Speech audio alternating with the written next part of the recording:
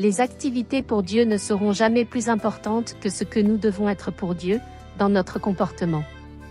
Il y a une contradiction flagrante dont nous devrions prendre conscience. Beaucoup vous font savoir, directement ou indirectement, accomplissent régulièrement un certain nombre d'activités pour Dieu. Ils prient, jeûnent, sont en retraite spirituelle ou de délivrance. De même, ils prêchent ou exercent leurs dons dans des groupes d'intercession, de louanges ou autres. En revanche, rien n'a changé dans leur comportement. Ils sont toujours aussi charnels, légers, irresponsables et méchants. Les activités pour Dieu devraient contribuer pas à transformer le caractère. 1 Corinthiens 1 verset 17, puisque j'en suis aux directives, il me faut mentionner un point pour lequel je ne saurais vous féliciter.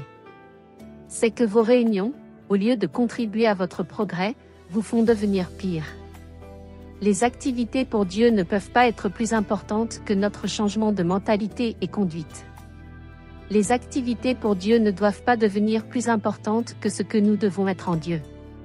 Ce qui compte avant tout, c'est la réalité de notre nouvelle naissance avec les fruits de l'Esprit qui glorifient Jésus-Christ.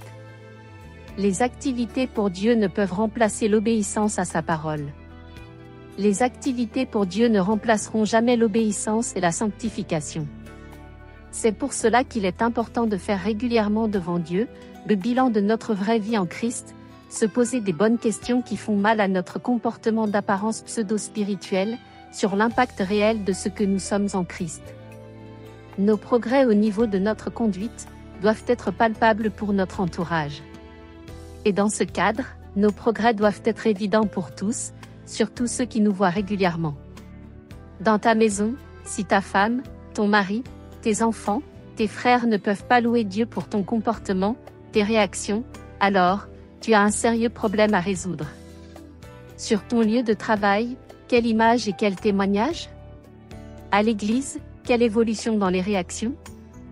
Ne soyons pas de ceux qui n'ont que la forme extérieure de la foi, beaucoup de paroles et beaucoup d'agitation, mais des coquilles vides, zéro crédibilité. Faisons régulièrement le bilan, en ayant le courage de constater la réalité, sans se cacher dans le déni à 2 balles. 2 Timothée 3 verset 5. Ils garderont les formes extérieures de la foi, mais ils en rejetteront la puissance. Détourne-toi de ces gens-là. 1 Timothée 4 verset 15 à 16. Occupe-toi de ces choses, donne-toi tout entier à elles, afin que tes progrès soient évidents pour tous. Veille sur toi-même et sur ton enseignement. Mais de la persévérance, car en agissant ainsi, tu te sauveras toi-même ainsi que ceux qui t'écoutent. Bonne journée dans la vérité. Guy Rémy Pambou.